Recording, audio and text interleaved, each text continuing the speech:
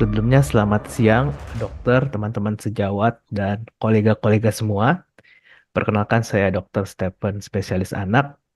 Saya akan bahas mengenai primary assessment dan secondary assessment.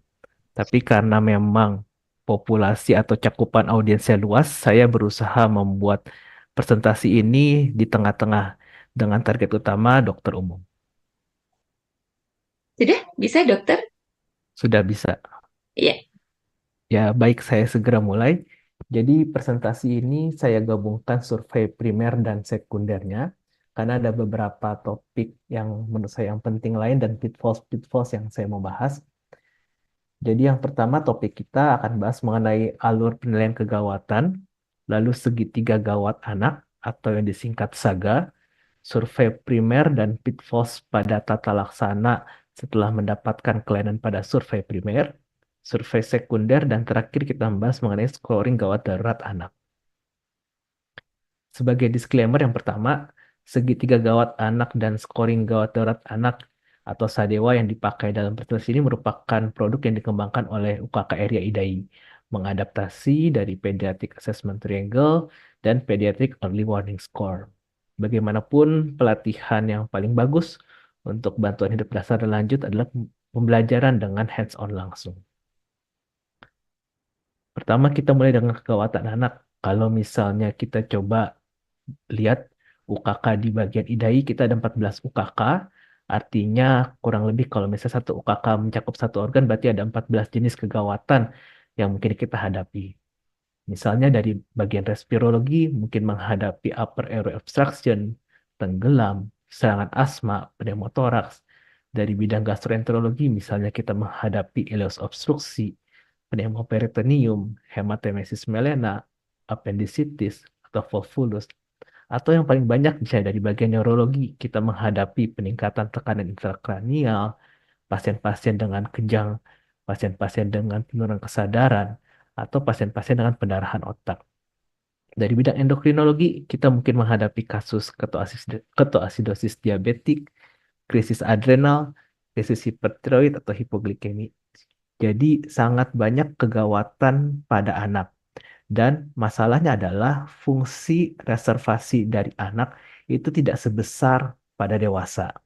Artinya, anak jika tidak dikenali kegawatannya secara cepat, perburukannya akan terjadi sangat cepat dan kemungkinan untuk selamat lebih kecil. Oleh karena itu, sebagai dokter yang memang kita atau tenaga kesehatan yang kita memang berinteraksi dengan anak dan mungkin menghadapi kasus kegawatan anak, kita harus mempertajam primary survey dan secondary survey kita. Pertama, berikut adalah alur penilaian kegawatan anak. Pertama kali, kita harus melakukan penilaian secara singkat tanpa menggunakan pemeriksaan fisik dengan metode SAGA atau segitiga gawat anak. SAGA ini, kalau mungkin yang sudah terlatih atau sudah terbiasa melihat pasien, nanti akan bisa hanya sekilas jalan saja langsung melihat anaknya lebih ke arah resiko kegagalan di organ mana. Nanti setelah kita menilai dari segitiga gawat anak, kita identifikasi dini. Kira-kira prioritas tata laksana apa yang harus kita berikan untuk anak tersebut.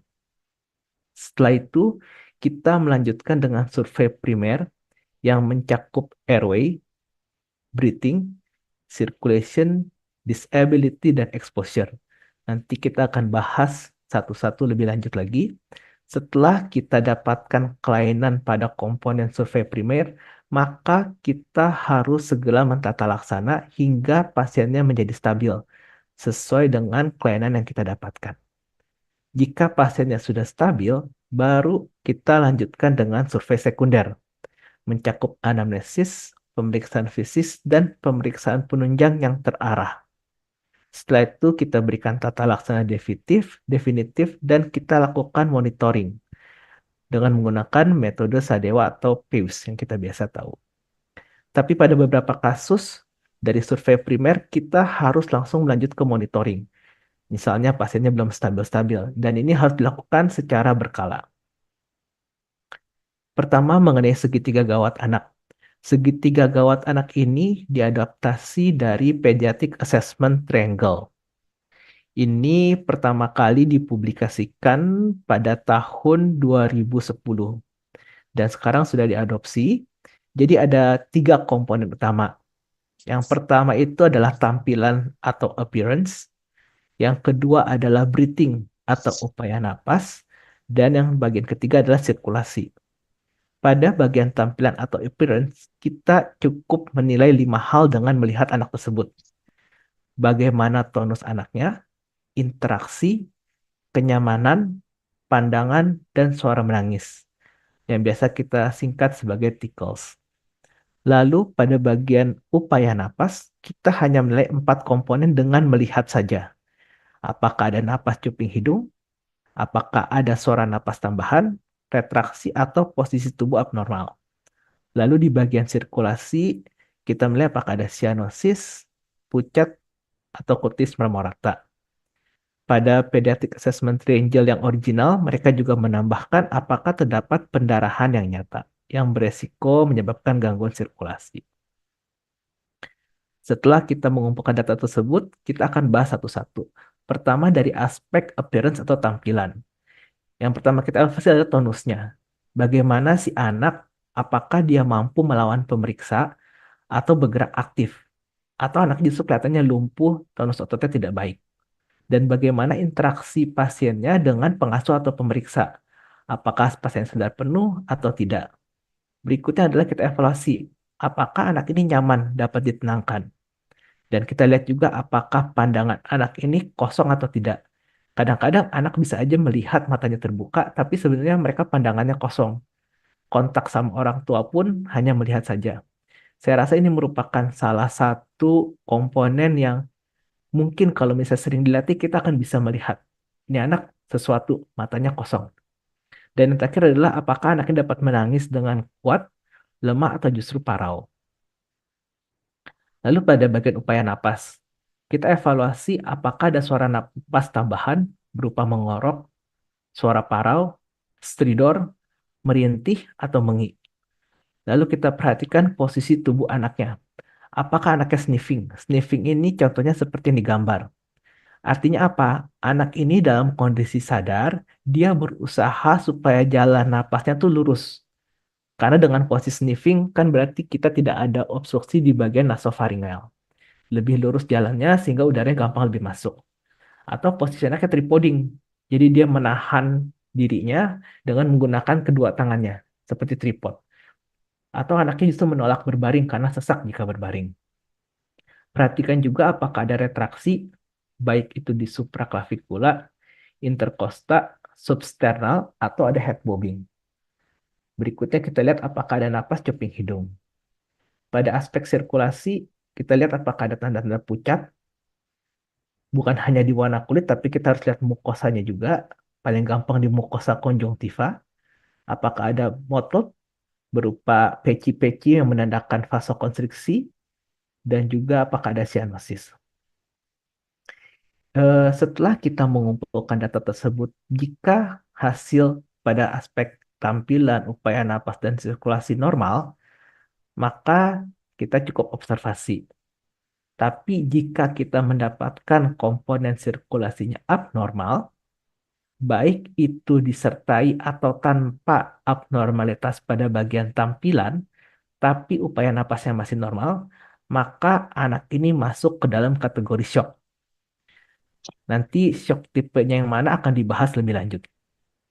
Lalu prioritas pelaksana untuk pasien shock adalah kita berikan oksigenasi supaya delivery oksigen ke perifernya lebih baik, segera pasang akses vaskular, atau jika tidak dapat, lakukan intraoseus. Berikan cairan kristaloid 10 sampai dengan 20 cc per kilo, lalu kita berikan terapi spesifik sesuai etiologi. Misalnya pada shock sepsis, kita berikan antibiotik dalam 1 jam pertama. Atau kita berikan antiaritmia pada kasus shock kardiogenik kan aritmia dan sebagainya. Lalu kita lakukan pemeriksaan lab dan radiologi yang sesuai indikasi. Jika pada penilaian SAGA didapatkan abnormalitas hanya pada upaya napas, kita sebut sebagai gawat napas atau respiratory distress. Yang kita lakukan adalah kita kasih oksigen anaknya sesuai kebutuhan, posisikan anaknya nyaman, dan kita terapi spesifik sesuai dengan etiologi. Misalnya anaknya terdengar bunyi napas wheezing, gitu. Berarti kita inhalasi golongan SABA dan sebagainya. Tapi kalau misalnya kita sudah mendapatkan abnormalitas pada bagian tampilan dan bagian upaya napas, baik itu disertai dengan abnormalitas pada bagian sirkulasi ataupun tidak, maka kita anggap sebagai gagal napas atau respiratory failure. Artinya, fungsi oksigenasi ke otaknya sudah terganggu cukup lama yang menyebabkan bagian tampilan juga kena. Pada kasus ini, maka kita harus segera buka jalan napas menggunakan head tilt chin lift atau jaw thrust. Kita berikan ventilasi tekanan positif, kita bebaskan benda asing jika ada, dan kita lakukan early intubation atau cryptectomy sesuai kebutuhan. Early intubation pada kasus gagal napas bukan hanya untuk memperbaiki oksigenasi, tapi kita juga mengurangi demand kebutuhan energi dalam rangka upaya pasien berusaha napas supaya mengkompensasi kondisi hipoksemianya. Lalu kita periksa laboratorium dan radiologi sesuai dengan indikasi.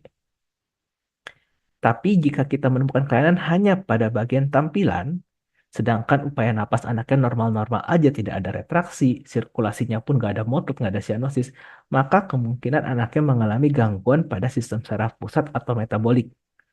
Kita kasih oksigen hanya sesuai kebutuhan, kita cek segala pemeriksaan yang mungkin dilakukan secara POCT, misalnya gula darah, atau kita melanjutkan pemeriksaan elektrolit sesuai dengan indikasi pasiennya. Lalu kita periksa radiologi juga sesuai dengan indikasi pasien. Tapi jika kita menemukan kelainan pada ketiga-tiga aspek tersebut, maka itu sudah termasuk dalam gagal jantung paru yang membutuhkan algoritma bantuan hidup dasar. PAT ini atau SAGA ini di luar negeri itu bukan hanya dipakai oleh tenaga kesehatan. Ini adalah salah satu contoh form PAT atau SAGA yang digunakan oleh Departemen Pemadam Kebakaran di Amerika. Artinya mereka bukan hanya nakes saja yang diajarin mengenai penilaian cepat segitiga gawat anak ini, bahkan komponen-komponen publik lain yang mungkin terlibat dalam menghadapi kegawatan juga diajarkan. Karena selain membantu mereka memprioritaskan tata laksana, operan ke bagian emergency medical service-nya pun menjadi lebih mudah dan terarah. Selain itu, keuntungan dari SAGA selain membantu kita memprioritaskan tata laksana adalah membantu dalam mentriase. Jika ketiga komponen SAGA normal, maka kita masukkan ke dalam triase hijau. Jika terdapat satu komponen abnormal, tetapi sirkulasinya masih normal, maka kita masukkan ke dalam triase kuning. Sedangkan jika ketiga-tiganya abnormal, maka sudah masuk dalam triase merah. Kita lanjutkan dengan survei primer. Survei primer didahului dengan airway dan C-spine control. Hanya ada 3 hal yang perlu dinilai dalam komponen ini. Yang pertama adalah apakah terdapat obstruksi. Yang kedua adalah apakah terdapat resiko obstruksi. Dan yang ketiga tidak ada obstruksi. Pada pasien-pasien yang sadar, cara kita gampang menilai ada obstruksi atau tidak adalah kita dengarkan pasiennya bicara. Kalau misalnya pasiennya bicara tanpa terdengar suara napas tambahan, kemungkinan saat itu tidak ada obstruksi. Kalau misalnya pasien sadar dan memposisikan tubuhnya sniffing, artinya pasien berusaha membuat jalan napasnya menjadi lurus. Berarti mungkin ada obstruksi tapi masih parsial. Tapi untuk pasien yang tidak sadar, kita wajib membuka airway-nya dengan metode head tilt dan chin lift jika tidak ada kecurigaan cedera servikal, atau kita lakukan jaw thrust jika terdapat kecurigaan cedera servikal. Untuk kasus trauma pada komponen airway, kita juga harus menilai apakah terdapat resiko terjadinya obstruksi saluran pernapasan. Apa aja tandanya? Misalnya didapatkan fraktur wajah, didapatkan epistaksis, luka bakar pada wajah karena beresiko denaturasi proteinnya menyebabkan konstriksi dan penyempitan, apakah ada perubahan suara, baik dari nasal atau misalnya suaranya diserak akibat menghirup gelagat. Apakah terjadi pembengkakan pada daerah leher, deviasi trakea, emfisema subkutis, atau terdapat lebam pada daerah servikal. Setelah kita mengevaluasi airway, maka respon yang harus kita lakukan adalah memasang kolar neck jika didapatkan kecurigaan cedera servikal. Lakukan head tilt, chin lift, dan jaw thrust. Suction jika terdapat darah, muntah, atau sekret. Pada komponen suction ini yang perlu diperhatikan adalah tidak boleh menggunakan suction ukuran kecil, warna biru, atau warna hitam bahkan. Karena setiap cairan itu mempunyai viskositas termasuk darah. Kalau kita menggunakan suction ukuran kecil, komponen pressure dari suction itu tidak akan cukup untuk menarik cairan tersebut. Justru kita akan menarik oksigen-oksigen yang terhirup oleh pasien. Oleh karena itu, kalau misalnya mau menggunakan suction untuk mengatasi obstruksi, gunakan suction ukuran besar, misalnya warna putih. Lalu kita pasang OPA jika pasiennya tidak sadar, kita gunakan laryngeal mask airway jika diperlukan, atau sampai intubasi. Pertanyaannya adalah, kapan sih kita perlu pasang neck collar atau C-spine control? Kita perlu memasang jika terdapat kecurigaan cedera servikal. Misalnya, pada kasus kecelakaan motor dengan melibatkan benturan pada kepala, atau pasien yang berguling-guling, atau pasien anaknya terlempar dari kendaraan, atau ada pengemudi atau penumpang lain yang meninggal dalam kecelakaan yang sama, atau kecelakaan terjadi di jalan tol dengan kecepatan di atas 88 km per jam. Yang berikutnya adalah kalau misalnya terdapat kecurigaan adanya beban pada daerah aksial dari leher. Misalnya anak setelah bermain trampolin atau diving atau jatuh dari ketinggian. Atau terjadi hiperfleksi yang berlebihan pada daerah leher. Misalnya atlet-atlet yang ikut pencak silat atau judo atau karate atau gulat. Berikutnya adalah pasien-pasien atau anak yang terlihat lehernya itu dia berusaha pertahankan supaya tidak bergerak. Kita sebut sebagai traumatik torticollis. Atau kalau misalnya kita menemukan jejas-jejas pada tubuhan lainnya di daerah trunk, termasuk klavikula, daerah flank, daerah back, daerah spine, artinya di daerah torsonya sudah sangat mungkin terjadi jejas juga. Atau pasien-pasien yang mempunyai gambaran nyeri pada leher dan tidak mampu untuk mengontrol tekanan darahnya. Misalnya kita mendapatkan pasien sudah dengan terapi cairan sedemikian banyak, topangan sedemikian banyak, tapi tensinya masih rendah juga. Hati-hati di daerah lehernya mungkin fungsi dari saraf otonomnya telah rusak juga. Berikutnya adalah kesalahan yang paling sering dilakukan pada bagian airway adalah menggunakan ukuran oropharyngeal airway terlalu kecil atau besar. Kalau misalnya OPA, ini harus diukur terlebih dahulu dengan mengukur daerah incisivus hingga angulus mandibula. Tidak boleh menggunakan OPA yang berukuran besar, karena seperti gambar yang tengah, OPA yang berukuran besar ini justru akan menekan epiglotis. Akibatnya airway tract-nya justru akan tertutup. Sedangkan kalau misalnya kita gunakan OPA yang lebih kecil, bagian belakang lidah ini akan tertekan, sehingga saluran napas juga ikut tertutup. Dan saat kita bagging, mungkin kita rasanya jadi kok berat ini baggingnya, karena memang udaranya tidak bisa masuk. Gitu. Berikutnya kesalahan yang paling sering juga adalah mengukur menggunakan ukuran ETT yang tidak tepat dan kedalaman ETT tidak tepat. Tidak boleh memilih ukuran ETT menggunakan patokan jari kelingking. Karena sampai sekarang di lapangan pun masih banyak yang menggunakan patokan jari kelingking.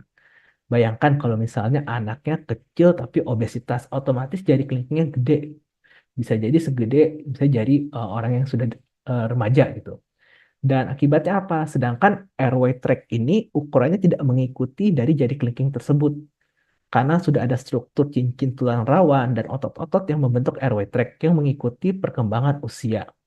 Oleh karena itu, setiap kali memilih ETT harus menggunakan estimasi. Estimasinya adalah ETT tanpa balon usia dalam tahun dibagi 4 ditambah 4. Sedangkan ETT dengan balon, usia dalam tahun dibagi 4 ditambah dengan 3,5. Rumus ini menurut saya wajib dihafal bagi semua tenaga kesehatan yang mungkin menghadapi kasus emergensi airway dan membutuhkan intubasi. Nantinya, pemilihan ukuran yang paling tepat adalah justru saat kita melakukan intubasi. Jika ternyata ETT estimasi kita ini ukuran yang terlalu besar, misalnya anaknya mengalami edema daerah laring, berarti kita harus menggunakan yang lebih kecil. Tapi itu tidak bisa kita prediksi di awal, kita harus melihat saat kita melakukan intubasi langsung. Oleh karena itu, untuk meminimalisir kesalahan, wajib menghafal rumus ukuran ETT untuk anak. Berikutnya adalah kedalaman ETT. Estimasi kedalaman ETT menggunakan rumus usia dalam tahun dibagi 2 ditambah dengan 12 cm. Lalu kita konfirmasi dengan mengauskultasi simetris pada toraks kanan dan kiri serta tidak terdengar suara pada epigastrium. Lalu kita konfirmasi juga menggunakan orang toraks dengan target tip ETT-nya berada 2 cm di atas karina. Berikutnya komponen breathing. Komponen breathing pada survei primer yang dinilai ada 3, yaitu frekuensi napas, pola penapasan, dan suara napas dasar dan tambahan. Frekuensi penapasan ini adalah nilai-nilai normal berdasarkan buku Nelson, tapi yang paling gampang dihafal adalah yang menggunakan nilai WHO. WHO mendefinisikan takipna jika pada anak dengan usia kurang dari 2 bulan, laju napasnya di atas 60 kali per menit. Pada anak usia 3-11 bulan, laju napasnya lebih dari sama dengan 50 kali per menit. Pada anak usia 1 dengan 5 tahun, laju napasnya di atas 40 kali per menit. Dan pada anak di atas 5 tahun, laju napasnya di atas 30 kali per menit. Berikutnya, pada saat mengevaluasi breathing, kita juga wajib melihat pola pernapasan pasien. Pada kondisi normal, saat kita menarik napas, otomatis tekanan toraks menjadi negatif, dada akan mengembang, lalu diafragma tertekan ke bawah, sehingga organ-organ intraabdomen ikut tertekan dan perut akan juga mengembang. Akan tapi, pada kasus obstruksi, kita akan melihat gerakan sisau, respiration, atau napas seperti gergaji. Jadi pada saat dia berusaha narik napas, diafragma benar turun. Organ abdomen tertekan dan bagian perut naik ke atas. Tapi dada pasien tidak bisa mengembang karena adanya obstruksi pada saluran napas. Dan semakin berat obstruksinya, maka gerakan sisau ini akan semakin tampak. Berikutnya kita lihat pola penapasan pasien juga. Pola penapasan pasien paling gampang dilihat dengan monitor yang ditempel pada tubuh pasien. Ada beberapa pola pernapasan yang khas. Kalau misalnya takipnu, itu khasnya adalah napasnya cepat dan dangkal. Misalnya pada kasus-kasus shock, demam, cemas, atau habis olahraga. Lalu ada pola napas biot. Pola napas biot adalah pola napas yang dalam, pelan, tapi ada periode apnu di antaranya. Jadi dia napas dalam, pelan, apnu, kembali lagi seperti itu. Biasanya itu terjadi pada kasus meningitis atau pada kasus cedera kepala. Lalu ada napas kusmal. Napas kusmal ini hati-hati tersaru dengan napas takipnu. Napas kusmal itu khasnya adalah dia cepat dan dalam. Ini menandakan adanya kondisi asidosis metabolik, misalnya karena renal failure, atau misalnya diabetik ketoasidosis. Berikutnya adalah adanya saying. Jadi pada beberapa kasus di antara napas yang cepat itu anak-anak suka itu hati-hati. Ada 2 kemungkinan yang kita takutkan. Yang pertama memang anaknya hanya karena cemas saja atau memang ada distress pernapasan. Berikutnya adalah pola napas Cheyne-Stokes. Pola napas Cheyne-Stokes ini pola napas yang bervariasi awalnya. Dia napasnya amplitudo kecil, lalu cepat, kecil lagi, habis itu apnu. Kembali lagi seperti itu, pelan, cepat tinggi, lalu apnu lagi. Dan seterusnya. Ini menandakan adanya masalah pada brain tumor atau daerah kepala di atas midbrain. Berikutnya kita evaluasi juga suara napas tambahan. Suara napas tambahan itu ada beberapa yang khas. Yang pertama adalah stertor. Stertor ini seperti kita mendengar sedang bindeng, sedang pilek gitu. Itu disebabkan karena obstruksi nasofaring atau adanya stenosis koana. Lalu stridor. Stridor ini suara napas yang dalam bisa kita dengar pada fase inspirasi jika terdapat masalah airway tract pada supraglotis, bifasik jika pada daerah glotis atau subglotis, dan pada fase ekspirasi jika terdapat obstruksi pada level trakea. Sedangkan jika yang kita dengar adalah suara mengi, maka obstruksinya lebih rendah lagi, itu di bagian saluran napas yang ujung-ujung, di bagian bronchiolus. Lalu yang satu lagi suara napas adalah grunting. Grunting ini paling sering kita dengar mungkin pada bayi-bayi neonatus baru lahir yang kita sebut sebagai merintih. Kenapa bisa terjadi grunting? Karena pada saat anak itu ekspirasi, glotisnya itu menutup secara cepat. Karena si glotis ini mempertahankan supaya si paru-paru anak ini tetap mempunyai fungsional residual capacity PEP yang cukup. Jadi supaya tidak bocor udaranya dan harus nggak alveolus ngembang dipaksa lagi, maka si glotis akan menutup dengan cepat sehingga terdengar bunyi grunting. Ini biasanya pada kasus-kasus dengan compliance paru jelek, misalnya pada kasus pneumonia, respiratory distress, ataupun TTN. Berikutnya adalah pitfalls-nya. Ketika kita menemukan anak dengan apnu atau gasping, tidak langsung kita lakukan rescue breathing. Kita masih menunggu, sibuk mengambil alat-alat sana-sini, manggil dokter, dan sebagainya. Karena oksigenasi ini sangat berperan penting dalam mengoptimalkan delivery oksigen ke pasien.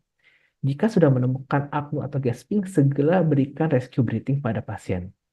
Berikutnya adalah harus selalu menyiapkan alat ventilasi tekanan positif dengan lengkap.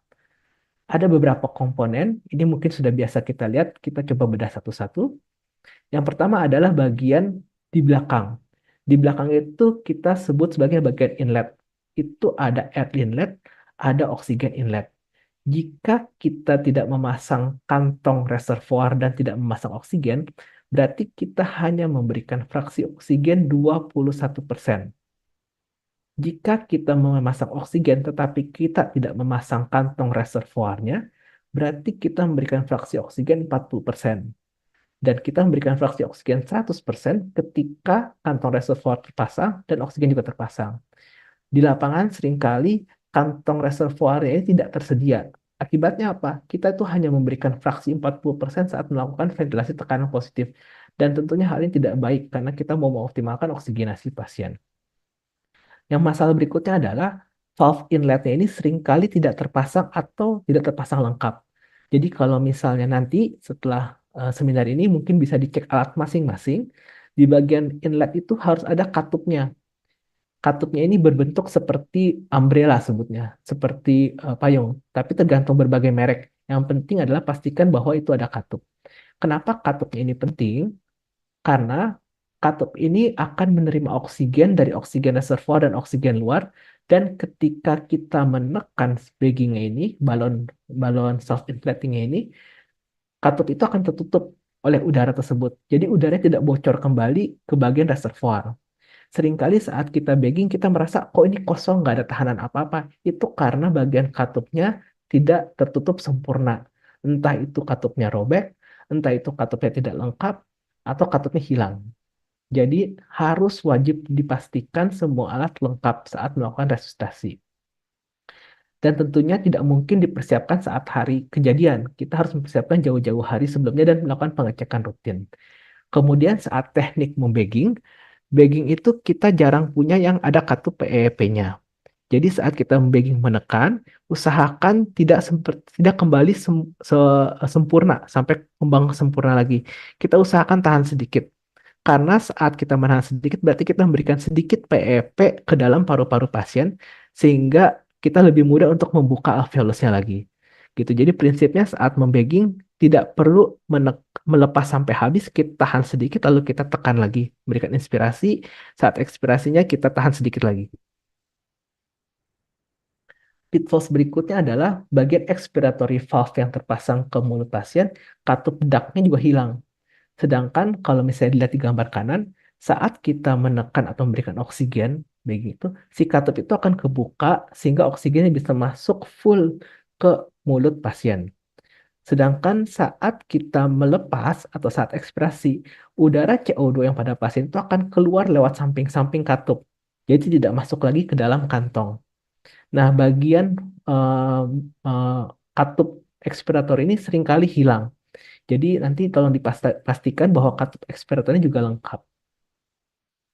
Pitfalls berikutnya adalah tidak memilih ukuran self-inflating bag yang sesuai. Self-inflating bag itu terdapat 4 ukuran secara garis besar. Ada yang 240 mili diperuntukkan untuk infan, 500 mili diperuntukkan untuk pediatrik, 1000 mili diperuntukkan untuk adult, dan 1680 mili untuk adult. Pertanyaan adalah, mungkin tidak semua rumah sakit mempunyai fasilitas lengkap ini. Bagaimana kalau ternyata ukurannya tidak lengkap? Yang bisa kita lakukan adalah kita optimalkan alat yang sudah ada. Jika kita mau melakukan resusitasi pada anak-anak kecil di bawah setahun, tapi kita hanya mempunyai kantong yang pediatrik, maka kita tidak perlu menekan sampai habis. Estimasinya adalah volume tidal yang kita berikan sekitar 8 cc per kilo dari berat badan pasien.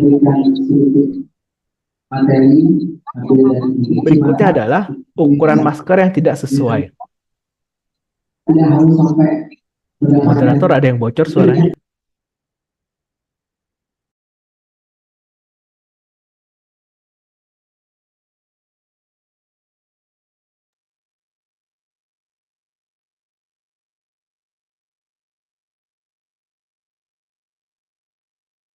Silakan dilanjut, Dok.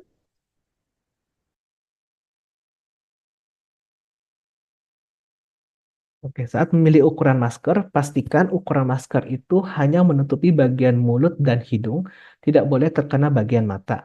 Dan ada 2 yang tipenya, yaitu air cushion dan silikon. Untuk jenisnya air cushion, selalu pastikan bahwa balon dari masker itu sudah mengembang terlebih dahulu sebelum digunakan.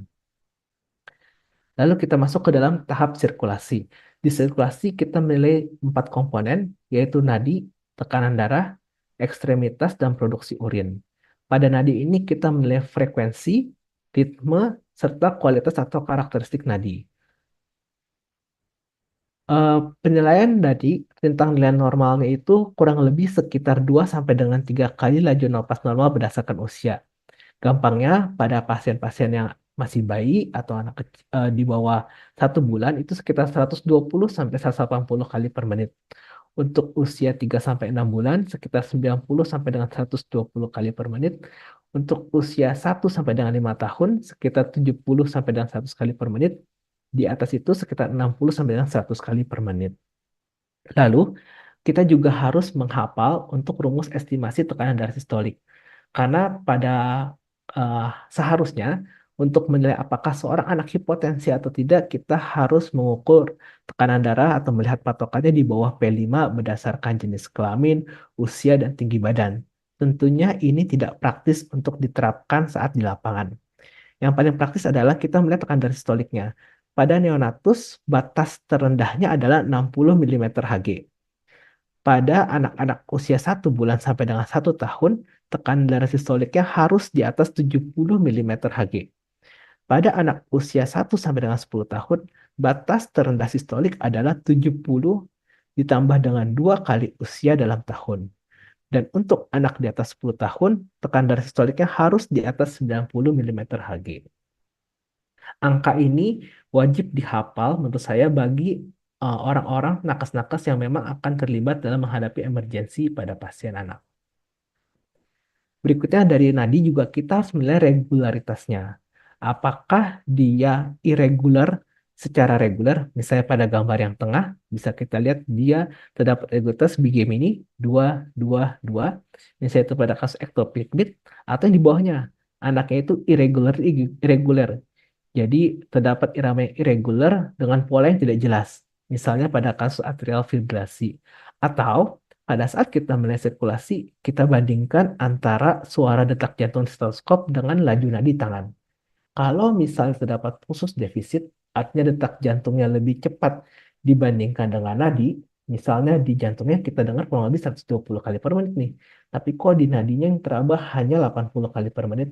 Berarti ada kemungkinan adalah si curah jantung yang nadinya itu tidak efektif. Misalnya pada kasus atrial fibrilasi atau flutter, atau si jantung sudah berusaha buat pompa secepat mungkin, sekuat mungkin, tapi tidak bisa keluar dengan baik. Misalnya pada kasus stenosis aorta. Berikutnya pada karakteristik nadi, kita juga harus menggambarkan apakah ini kuat angka atau tidak. Ada 3 yang khas. Yang pertama adalah normal pulse. Normal pulse ini mungkin yang kita raba saat ini di nadi kita. Jika kita meraba nadi lebih lemah dari nadi kita saat ini, berarti itu kita sebut sebagai narrow pulse pressure. Kemungkinannya adalah gangguan pada pompa jantungnya atau memang ada kehilangan darah atau memang ada sumbatan yang menyebabkan darah tidak bisa keluar. Tapi jika yang kita raba itu nadi seperti saat kita setelah olahraga, itu dinamakan sebagai large dan bounding pulse atau sebut juga sebagai water hammer pulse atau wet pulse pressure. Artinya apa? Si jantung ini berusaha mompa sekuat-kuatnya, tapi tekanan diastolik akhirnya tuh lemah. Biasanya pada kasus apa? Pada kasus PDA, pada kasus regurgitasi aorta karena si jantung sudah pompa, tapi akhirnya ada darah balik dari yang melalui katup aorta sehingga tekanan diastolik lemah, atau pada kasus shock sepsis pada fase hiperdinamik misalnya pada warm shock. Jadi kalau misalnya kita menemukan anak dengan kasus demam, lalu anaknya ini kok tekanan darahnya turun, nadinya cepat, tapi nadinya large dan bounding, berarti ini jangan-jangan anaknya shock sepsis. Jangan lupa bounding pulse ini cukup penting untuk dinilai. Pitfalls berikutnya adalah salah menentukan tipe jenis shock. Shock ini terbagi menjadi 5, yaitu shock hipovolemik, kardiogenik, distributif, obstruktif, dan disosiatif. Untuk shock hipovolemik, penyebab paling sering seperti yang kita sama-sama tahu, diare, dehidrasi, dan pendarahan. Untuk shock distributif, misalnya sepsis, anafilaksis, ataupun adanya gangguan endokrinologi.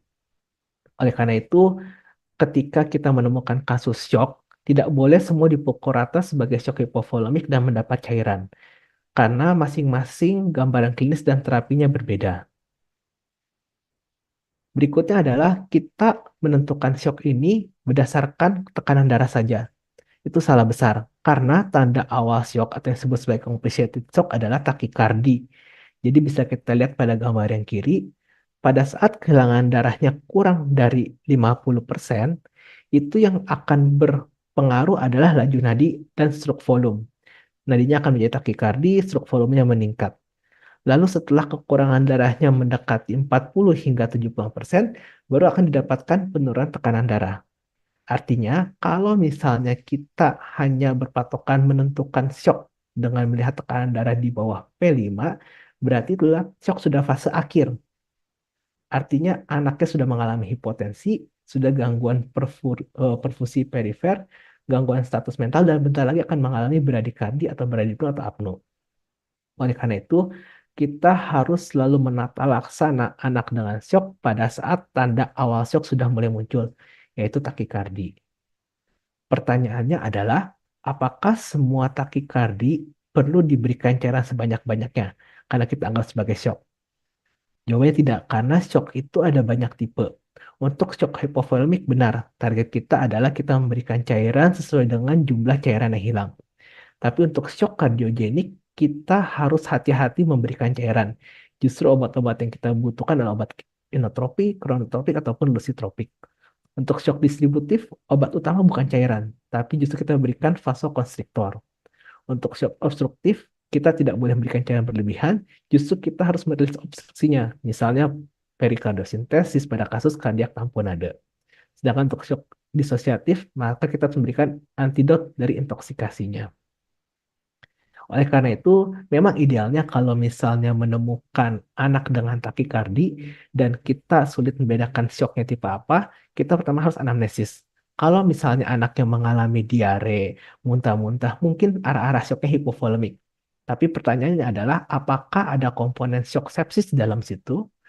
Nah, itu yang harus kita evaluasi. Idealnya menggunakan monitor hemodinamik non-invasif. Ada beberapa yang bisa dipakai, yaitu NIRS, USCOM, atau ultrasound fokus kita melihat fungsi ventrikel, vena cava inferior, dan paru-paru. Atau menggunakan monitor hemodinamik invasif. Tapi tidak akan dibahas lebih lanjut dalam presentasi ini. Pitfalls berikutnya adalah salah menghitung dosis. Jadi di lapangan kita seringkali nggak bisa mengukur berat badan anaknya jika kita menemukan dalam kondisi gawat. Yang kita bisa tanya ke orang tua adalah anak ini usianya berapa tahun atau berapa bulan. Oleh karena itu, kita harus mampu mengestimasikan berat badan anak sejak awal. Rumusnya harus dihafal. Untuk anak usia 0 sampai dengan 12 bulan, rumusnya adalah setengah dikali umur dalam bulan ditambah dengan 4. Untuk anak usia 1 sampai dengan 5 tahun, rumusnya adalah 2 dikali usia ditambah dengan 8. Sedangkan untuk anak umur 6 sampai dengan 12 tahun, 3 kali usia ditambah dengan 7.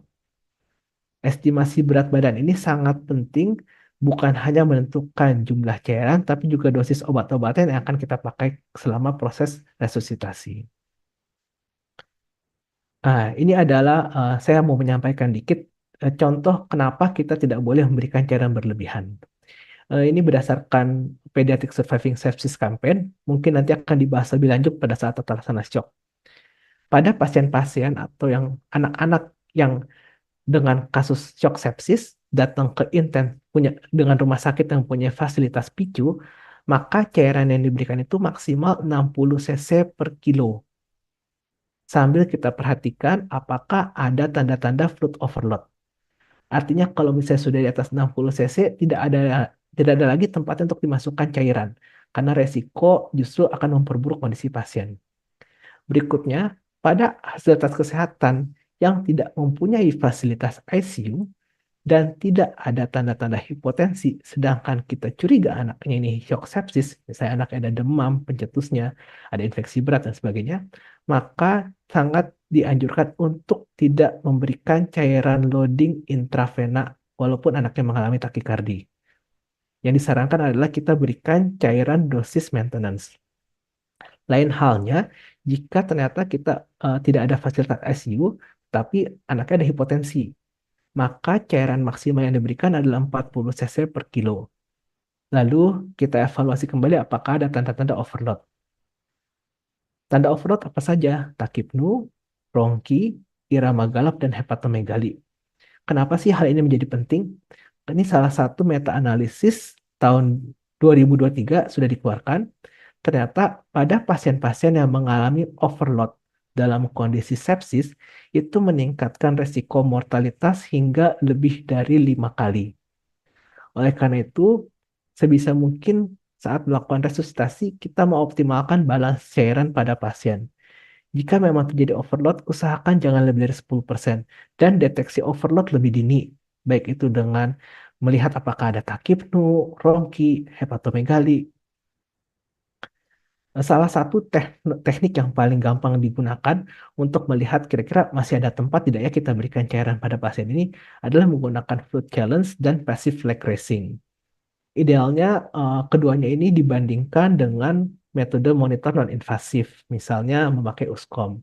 Jadi passive leg raising ini pertama pasien diposisikan semi recumbent, lalu kita angkat kakinya 45 derajat dengan durasi 1 menit. Jika terdapat perbaikan kardiak indeks lebih dari 10%, maka bisa kita katakan bahwa anak ini masih ada tempatnya diberikan cairan. Bagaimana dengan praktikal di lapangan? Karena tidak semua fasilitas kesehatan mempunyai USCOM. Salah satu parameter yang bisa kita pakai masih ada tempat diberikan cairan adalah jika kita melakukan passive leg raising, ternyata laju nadinya menurun. Artinya dengan kita mengembalikan darahnya banyak ke jantung, berarti komponen usaha jantung untuk berkontraksi lebih seringnya berkurang. Artinya masih ada tempatnya kita berikan cairan. Tapi hati-hati, komponen laju nadi ini sangat dipengaruhi juga oleh bagaimana anaknya menjadi takut dan sebagainya. Sehingga jangan sampai hasilnya negatif palsu. Berikutnya masuk ke tahap disability, ya. Penilaian disability. Penilaian disability mencakup kesadaran, pola pernapasan sentral, gerak bola mata, postur tubuh, serta kelemahan ekstremitas atau lateralisasi. Kesadaran yang biasa kita gunakan GCS. Tapi GCS ini perlu diingat bahwa dia membutuhkan waktu dan dipengaruhi penyakit dasar. Misalnya anak dengan cerebral palsy, kita akan sangat sulit menilai bagaimana motorik respon pada pasien tersebut. Oleh karena itu, eh, teknik yang paling gampang kita lakukan adalah menilai dengan AFPU. Karena AFPU ini menggambarkan tingkat kesadaran dan fungsi korteks cerebral secara sekilas, serta tidak dipengaruhi tahapan perkembangan. AFPU mencakup alert kalau misalnya pasiennya interaksi normal sesuai dengan usianya, verbal jika anaknya dipanggil atau menggunakan suara keras baru dia sadar atau menjawab, pain jika dia diberikan rangsang nyeri, misalnya penekanan pada nail bed baru dia memberikan respon atau tidak unresponsif sama sekali. Pola pernapasan ini yang mau saya tunjukkan adalah Dengan melihat pola pernapasan, paling gampang melihat pola pernapasan itu pada monitor. Seperti monitor yang kiri, ini adalah contoh pola pernapasan Cheyne-Stokes. Jadi pasiennya ini ada napas yang dangkal, tiba-tiba dalam, dangkal lagi terus hilang. Gitu. Kita bisa menentukan kira-kira ada masalah pada sentralnya atau tidak. Kalau misalnya pasiennya mengalami napas Cheyne-Stokes, berarti kita harus curiga, jangan-jangan di bagian atasnya midbrain atau di encephalon ada masalah nih. Kalau misalnya dia hiperventilasi saja, berarti kemungkinan pada midbrain.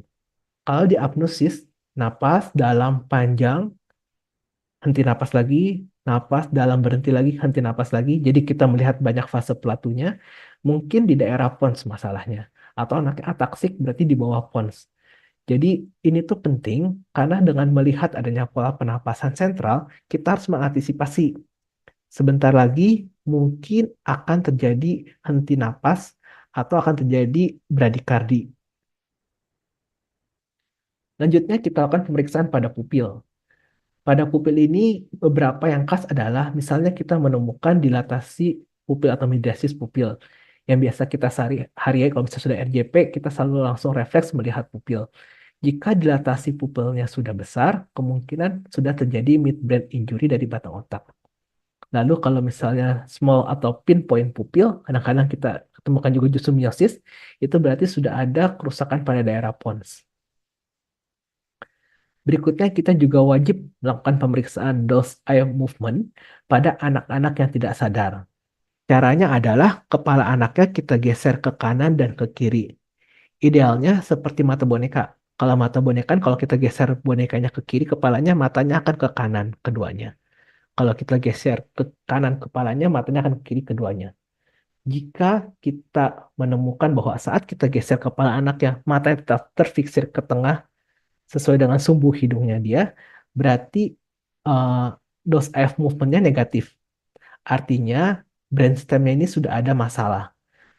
Artinya apa? Kita harus edukasi pasiennya bahwa sekarang sudah ada kerusakan pada batang otak dan mungkin akan terjadi kegagalan pada nadi, penapasan, dan tekanan darah. Berikutnya postur tubuh. Postur tubuh yang kita perlu lihat adalah apakah ada tanda-tanda lateralisasi, artinya kelemahan satu sisi tubuh, atau ada postur yang khas, misalnya dekortikasi atau deserebrasi. Baik itu dengan stimulus ataupun spontan.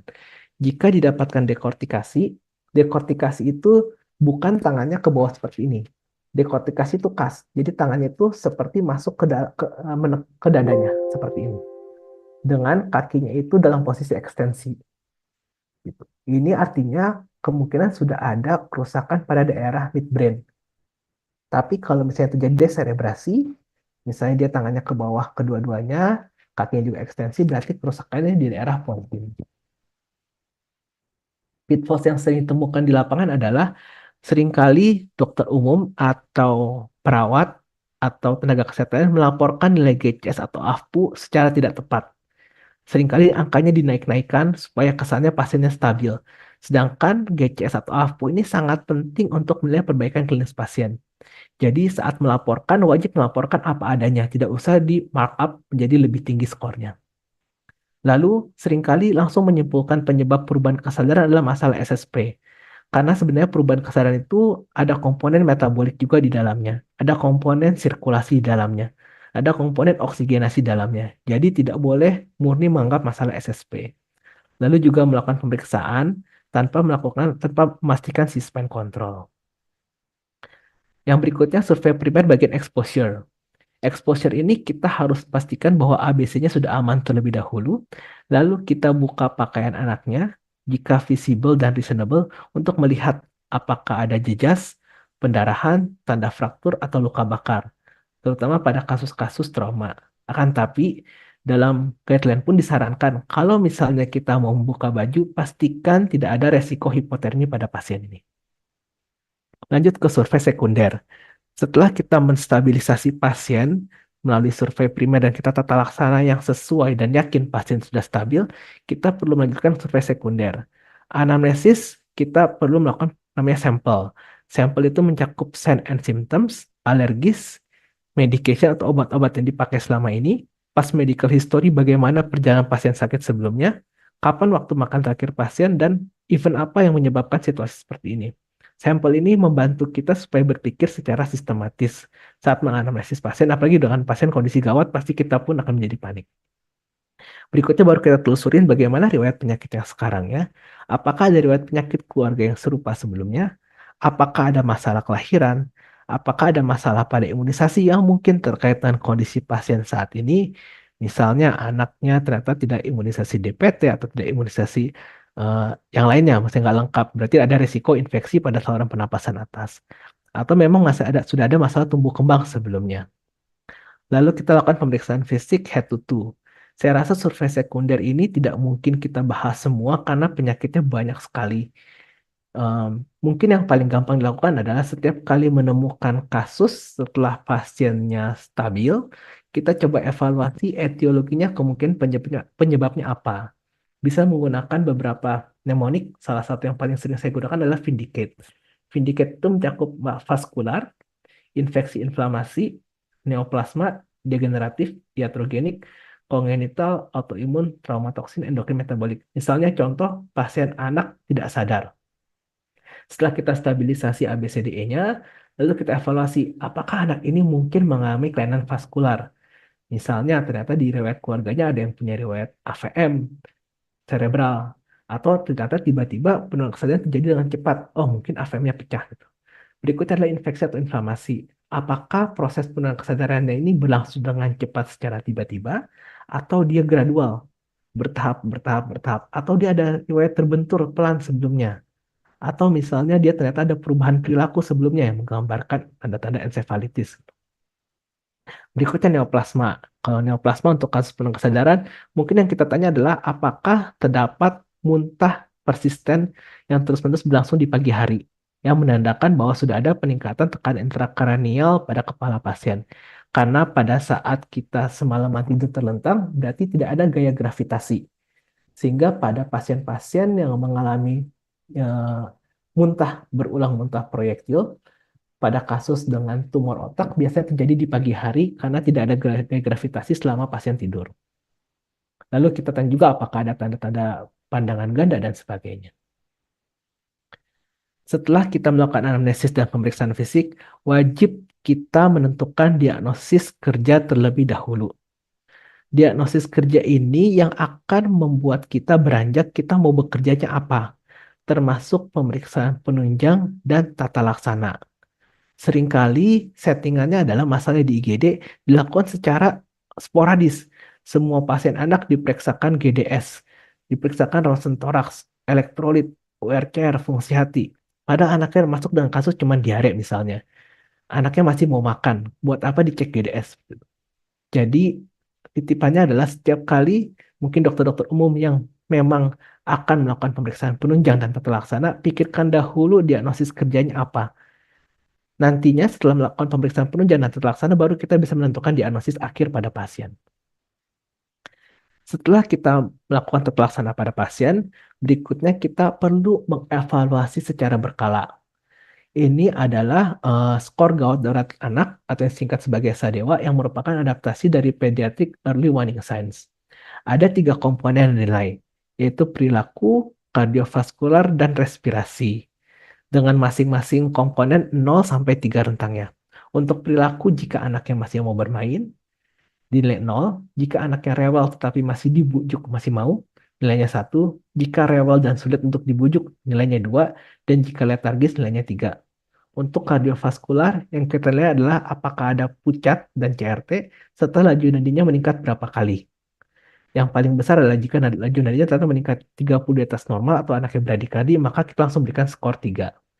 Sedangkan untuk respirasi yang dilihat adalah laju napas, saturasi, dan peningkatan usaha napas.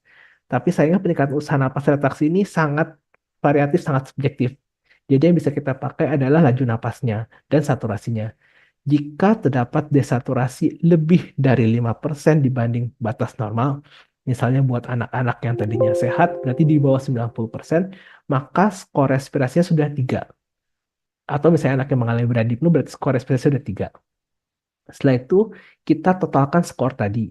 Jika total skornya adalah 0 sampai 2, berarti anak ini masuk dalam kategori hijau. kita cukup evaluasi Sadewa dan tanda vital setiap 4 jam.